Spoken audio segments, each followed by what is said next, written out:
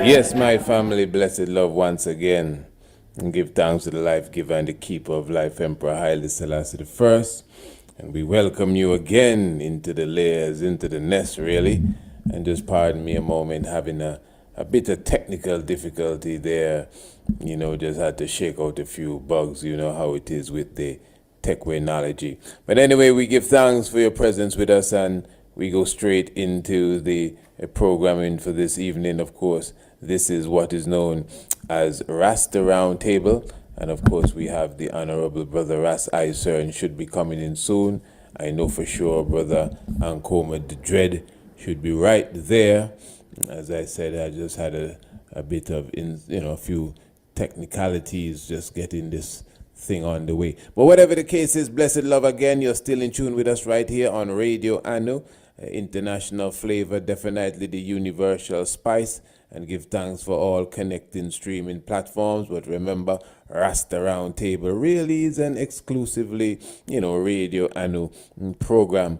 And of course, this is a program where myself and the two brothers really come together to, have discussions, issues surrounding the Rastafari movement. So for the past 4 programs, I think it's 4 or 5 programs we would have done thus far, we would have been dealing with what I consider spiritual issues, as it relates to God concepts and, the divinity of Emperor Haile Selassie I and things of that nature. So this evening we are still somewhat in that area, still somewhat in that ballpark, because remember, when it comes to the Rastafari nation, when it comes to the Rastafari movement, we have a lot of futuristic discussions that needs to be had.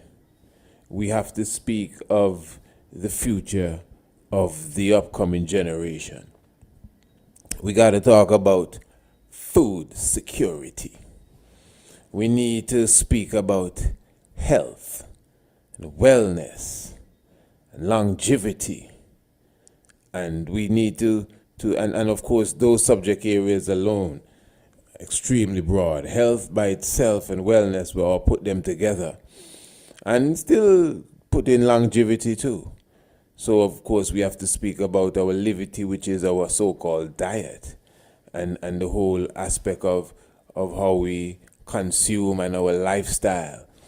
And then, of course, we have to speak of our economics, the state of our economics and where we stand, even as a Rastafari nation. And then we have to also delve into domestic affairs, things that directly deal with the family and the family structure and communication and so many different things. So it is not as if we are void of subject areas and topics, etc., etc. In fact, there's so many things to speak about, so many things to discuss. But as I said, for the moment, at least for this first aspect of this new program, we have been delving somewhat in the spiritual realms. Maybe for the exception of the program on evolution, and even that within itself has its own spiritual aspect to it. We've been dealing a lot with mythos and understanding ancient writings and how it connects to Rastafari again, the God concept, etc., etc. So now what we want to do this evening, myself, as I said, the good brother, Ras Iser, and of course, and Coma Dread, and everyone is in the house, so let me make that clear to the family, the full, angels are here. And I would just like to begin the subject area. I'm putting this one on the table this evening now.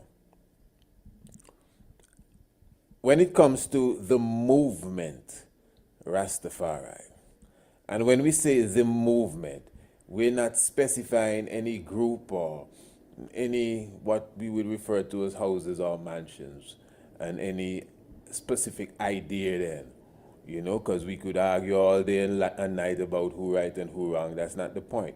I think we all, comprehend that we have a oneness as Rastafari now and a common history. We can't get away from that. So now, with our common history, I wanted to have an intelligent discussion, really, That's really what it is. I had a few other people I wanted to join this discussion, but somehow that did not work out, but it's all right. We here are capable to carry it on. So when it comes to the origin of it, I know we have a historical tone that goes with Rastafari, and sometimes it may begin with the good patriarch and ancestor brother Leonard P. Howell. So most times, especially in some of the books, you would read that Rastafari really may have gotten its start with Leonard P. Howell, or maybe coupled with the coronation, obviously, of Emperor Haile Selassie the First. That's usually the origin. Basically, some authors, some historians, pardon me, especially those of the Caribbean persuasion, would point out maybe Marcus Garvey and his alluding to, great things going on in Ethiopia and a prince becoming king. And this is true. I know some of us do argue about the reality of Marcus Messiah Garvey's actual speech towards the coming of this Ethiopian king. And even though that may be debatable, I'm not arguing that, but with enough research, Messiah Garvey is an individual which would have mentioned Rastafari several times. That's without a doubt. And spoke of him in gleeing tones and looking forward to great things from him. So in the realistic aspect, and that's why these programs have been done. If you notice, we've been doing programs on how to separate, the fanciful thinking from the reality. So and that's the reality of it. So this is basically the history, family, and even to the brothers, that you may get as it relates to Rastafari and the history itself. That's by itself. Now, those of us within the movement, those of us within the structure of Rastafari, I can say for myself now, seeking Rastafari, I was seeking for God Almighty. I wasn't necessarily seeking for Rastafari. I was seeking for God. So I was literally in the zone where I was seeking out different aspects of the consciousness of God. I knew for sure it wasn't the stuff that I grew up in. That was the first conviction I had. Like, no, if it's one thing, I'm not sure what it is, but I know it's not this. And I moved on and I checked from Islam and the whole thing, Baha'i faith, everything in a man. Reading and just observing and trying to get a comprehension. And for sure, it was it was knowledge that brought me to Rastafari, but it was surely a spiritual calling. Because it wasn't anything I had to learn new for me to say, hey, this is it, I already had it already in my head. I already spoke to who I had to speak to. I read the books and I said, all right, I understand this. But it was just a call in Rasta that said, hey, this is it. And since that time, I never looked left nor right, back, up, down, just straight ahead on this path of Rastafari. Now, I'm saying that coming into this faith, my knowledge and maturity obviously would have, well, increased, matured. I would have come to maturity then, or become more mature, and I expect to continue to mature in the faith because we're not stagnant. But for sure, when we came into Rastafari, I know for sure Ras Isern would have come in maybe before me, but it's very similar environment. And the main theme was that Rastafari represents the firstborn of those who recognize Haile Selassie as the returned Messiah as spoken of in the Bible. I want you to hear me good, Farai. Please, everyone, listen to me. Brother Ankoma Dread, I know you're right there, coming to you now. Ras Isern, I know you're there. Well, from my monitor, Brother Isern is in and out. I hope you're hearing everything I say, because I'm going to take a little time to express myself and just free up the floor. So I really hope you're getting it all. So I'm saying now, this is how we saw it. Like, well, this is what it is, and this is basically the root of it. So if you ask, what is this Rasta all about? Well, it represents basically the returned Messiah who sit upon the throne of King David and the throne of Solomon, and the whole vibration the Queen of Sheba visited and everything. So one would see its origin from, let's just say, a spiritual and very biblical perspective. In fact, listen to me, family, please. In fact, one may even go as far to refer to Rastafari as a continuation of a Judo-Christian philosophy. And those in it that would propose that obviously would be proposing that from a very Afrocentric perspective. All right, good. And that is why I even mentioned in one of these programs that one night just before a program, I was watching a game show and the host asked, name the religion that started in Jamaica. That is a mixture of Christianity. That's what he said. Christianity, mysticism, and I think it's Pan-Africanism. And of course, the religion was Rastafarianism. That was the answer to the question. Which also now brings up, and you cannot, that's how it looks. So there's this strong continuation, just as how and even in the Rastafari philosophy, there's that perspective of, in the same way as Christ may not have been a practicing Jew, but he came to proclaim a new thing. Well, no, let me say this the other way. Pardon me, I'm saying that the wrong way. Where in Christ, pardon me, slip of the tongue.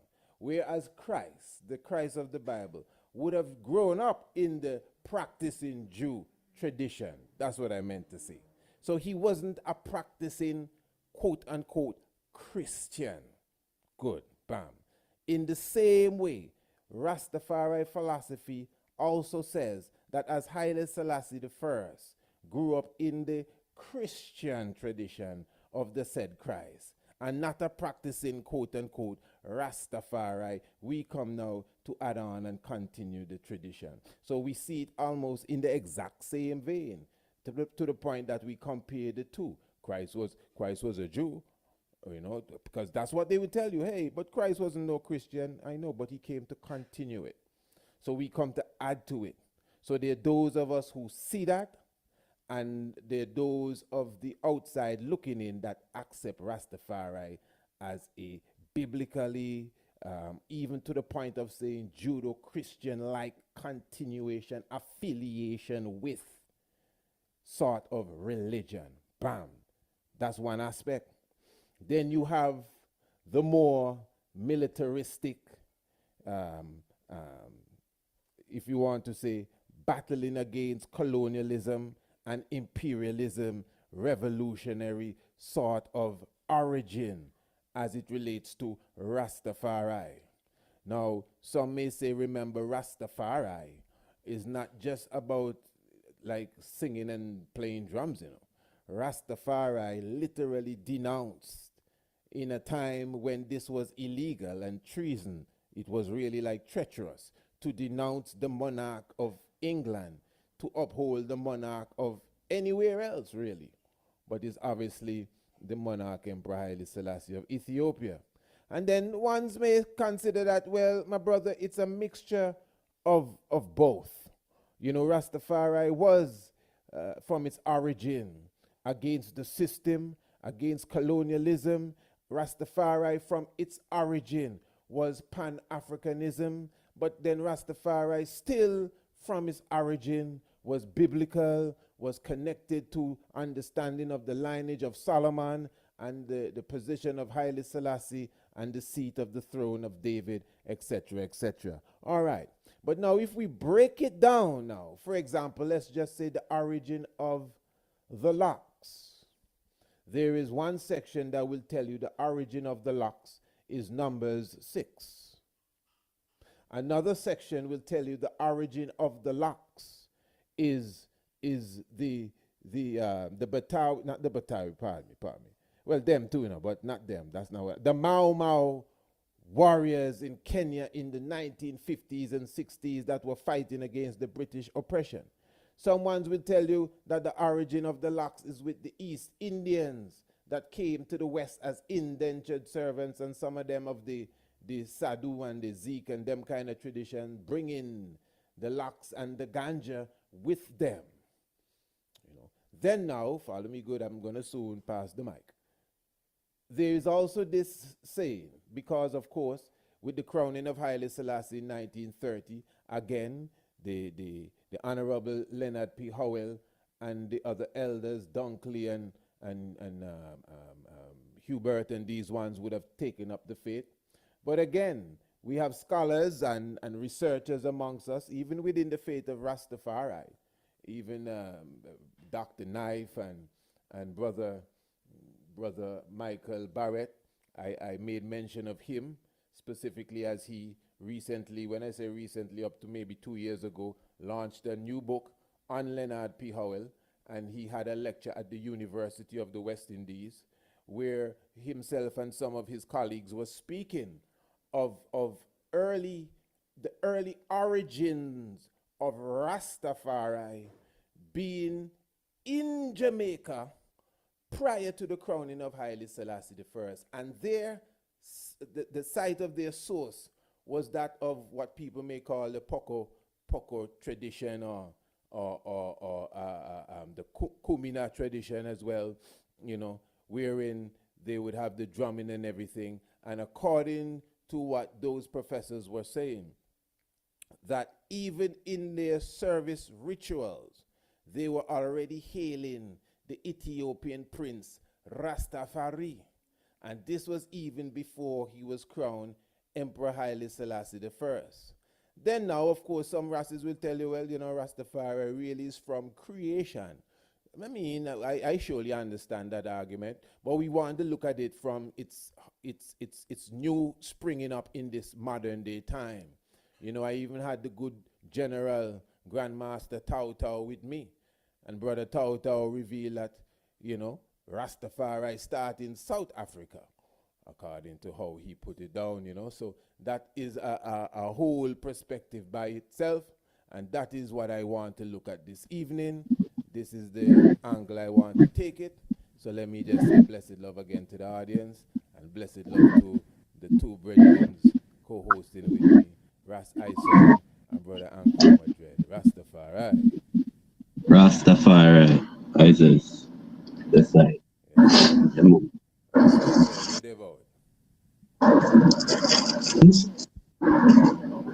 To all ones out there in a worldwide web, you know the thing go. Yeah. This is gonna be Madrid, I know me and you just had a few words earlier. Let me hear from them first, if possible, eh? Yeah, man, Rastafari. Well, blessed love to the listening audience, respect unto the panel, you know, give thanks to be with the brothers and them again in the reasoning, you know. So, we almost touch on precise. That's why I cover all these angles. All right. Well, when we dealing with the origin, it still have a couple little aspects that even self, enumerate a good portion of them, it still have the aspect of Rastafari following up the Ethiopian tradition where you find in the Kebra too. You know what I mean? And it come in, and then of most recently, it having the interpretation of Rastafari or the perspective as it being a continuation of even the Kemetic theology. You understand? Yeah, so it have different aspects and things. I will say within Rastafari in Jamaica, early coronation timing and thing. Yes, these brothers get inspired by the coronation timing and start to interpret biblical scriptures and draw some prophecies and things out of the scriptures pertaining unto His Majesty, So we always like to be truthful. We don't like to try to revise history or try to change out no history thing. You know what I mean? So basically, the early Rastafaris coming out of Jamaica in a heavily Christianized atmosphere, heavily Christianized island, they taught something, And also an excellent aspect that sometimes it don't really get mentioned is that the literacy and them kind of thing was very low in colonial Jamaica in them early 1900s. Very low, like it's about like we said, they used to have about 90% illiteracy in the island and thing. You know what I mean? So a lot of these things now, so in the inception of Rastafari, it come like the pool or the soup of theological concepts where we had to work with. It was practically confined to the Bible canon. You understand? And then within time now, other aspects and certain fullness and knowledge, it start to get revealed, So let's pause there right now to hear what King Iceland. Yeah, man. Reading the Bible, but because as you mentioned, our literacy in the English language may not have been that strong. So in many cases, depending on the common interpretation of what supposedly in the Bible. Because a lot of us know the Bible and never read what we don't be talking about. Just hearing the story. One man. Yes, right. Before we go to Rasta, I said I just want to read a comment here I seen on the board here. I just want to give thanks for all those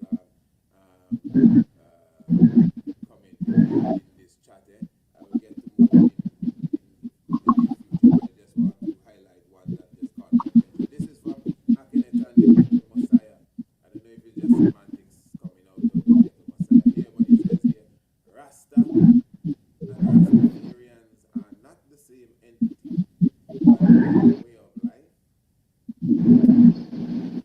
And the other is a new religion, similar to Christianity. All Rastafarians are Rasta, but not all Rasta are Rastafarians. Okay. Yeah. We ask to comment unless anyone will want to. Ras, I said, blessed love, my Lord. Give thanks to the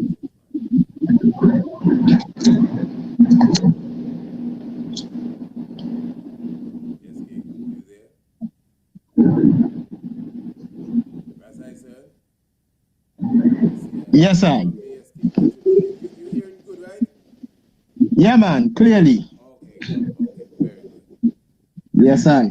As I man say, the energy building really nice with the program so far. I man just want to touch that. And, when I listen over the videos and so on, the level of reasoning and the particular perspective coming out in the reasoning, them really, really irie. So I man can see that this program will resonate really, really well out there with time, Really high. Yes, I. Now, the area of the man. Yes, go to. Yes, I. The area of the man reasoning to me that just kind of strike interest is when you refer to Rasta before Leonard Howell. My brothers, I want to just interject. I see in the chat thing they saying like they having audio problems, precise, and they say like they're not hearing. Yeah, they hear it. They're not hearing the. You go to. They hear it nice. Go to. All right, Oh, okay. Well, yes, so as I say, that is the point of interest for I, because the question that come to my mind immediately upon hearing about Rasta before Leonard Howell is like, what would we be using to qualify these people as Rasta? Mm-hmm. You understand? Because the name is a particular identity. The principal force that Rastafari represent is not a new force to creation. You understand? There have been people who fight for justice and equal rights and these things throughout man's existence. So the principal force Rastafari represent is not a new thing really, a more continuity of this energy through dispensation. You understand? The term Rastafari, however, that is a specific identity that given to this principal force. Because some of the same value that we in a Rasta have, you can find different groups that have these similar values as well, that aspire to the same value. Yes, Spain. So Rastafari, Islam and so on and go on along the line, it's just putting specific identity, which will have its own unique characteristic in the expression. And like everybody do the same principle, but in their own unique way. You understand? So, these are the thoughts that come to my mind when we think about the idea of Rastafari before Leonard Howell. In my knowledge, is during Leonard Howell time that this name Rastafari was established. Would I be correct with that? Well, I would say when you say in what time when Rastafari name established? The name Rastafari as a name, just like them say in the Bible, that in Antioch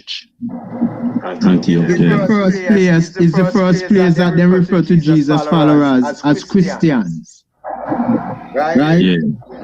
Similarly, at what point, I'm under the impression that this name Rastafari that apply to I and I right now had its beginning just like the same time. Would I be correct about that?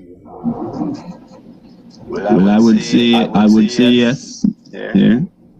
So then, if we're going to talk about Rastafari before Leonard Howell, what will we be using to identify them as Rastafari? I suppose we'd be, apart from just the name, we'd be looking into the value system and the culture, you know? True. Okay, let me ask now. Yeah, well, this is the reason why I say, well, I would not refer to them as Rastafari, because to me, the term Rastafari is a specific identity. Okay, one moment, King. Hold your point. You understand? An identity that toward a certain principle. In the same way that Islam and other groups, as the man just pointed out, share.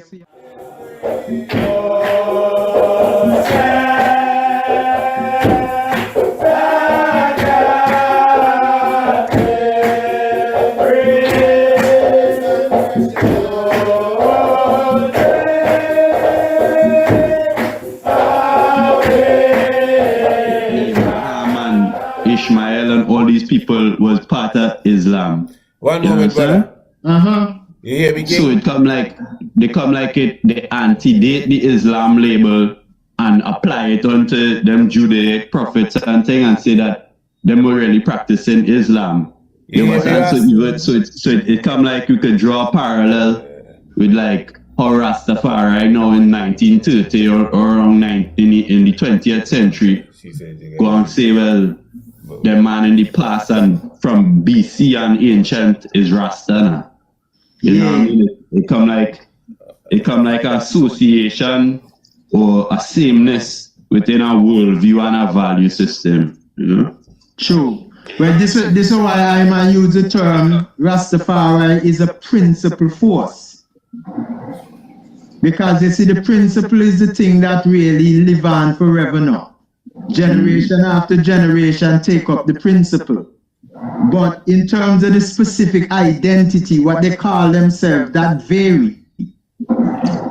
Although the principle is being advanced, you understand? Because these values that I and I espouse in Rastafari is not like, well, other people don't have these values.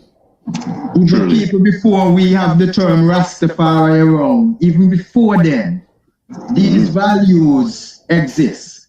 So for me to refer to anybody before the establishment of the term Rastafari, which is a specific identity, it's kind of difficult because then it's like I will be calling the principle now Rastafari. Yeah, man.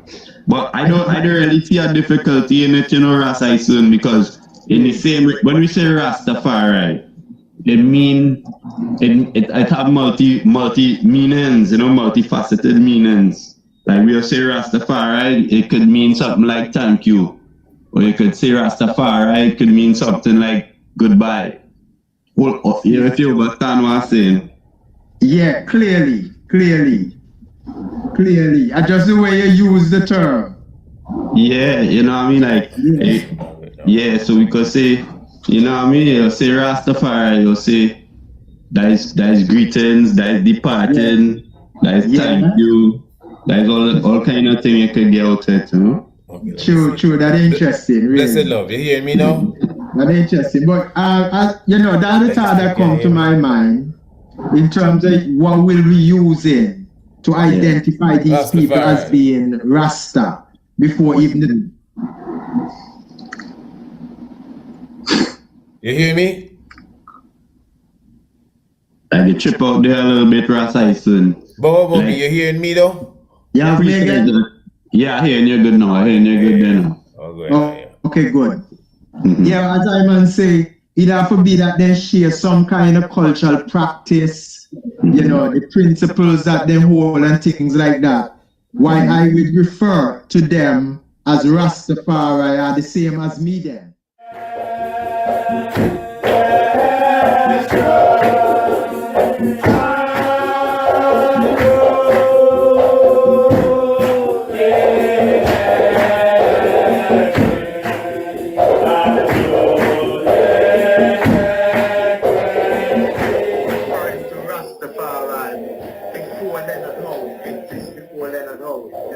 True, my lord. You getting me there, Ras?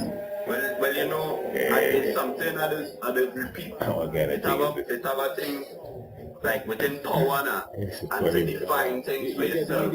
So, true. You like they can't hear me, everybody else hearing. And come like we have a new term now to be a focal organization, kind of centralization. Term.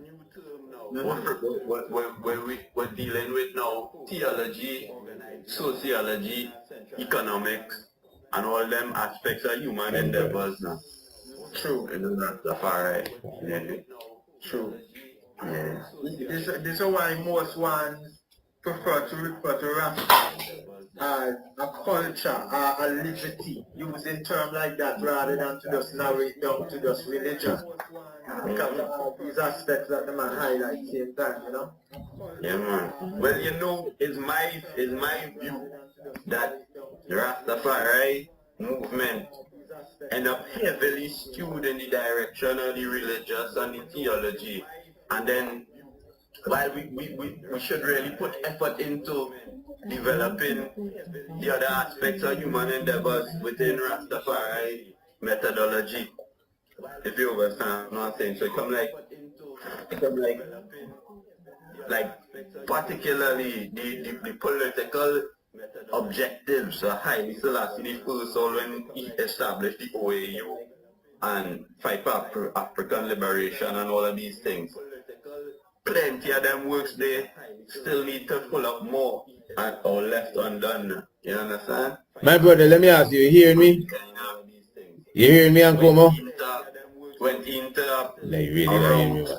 of like a faith-based route My brother, let me ask you, where you hearing me? sometimes now you might divorce You hearing me, Ankomo? from real world concerns because of certain theological ideas where you have in your head. You understand? My brother, can you hear me? You hearing me at all? You hearing me? Like we having a little bit of issues.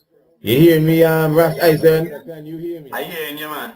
You hearing I? Okay, respect. Well, what seems to be happening whenever my hand is off the screen of the phone and he go time out, Everybody that's when can hear he me. have that cut off. So, but I just keep the phone in my hand all of the time, it seems. Yeah, someday you get warm, I'm gonna put it down, you know. Anyway. So Rastafari, you... You know, Yeah, them hearing me? regarding What is this?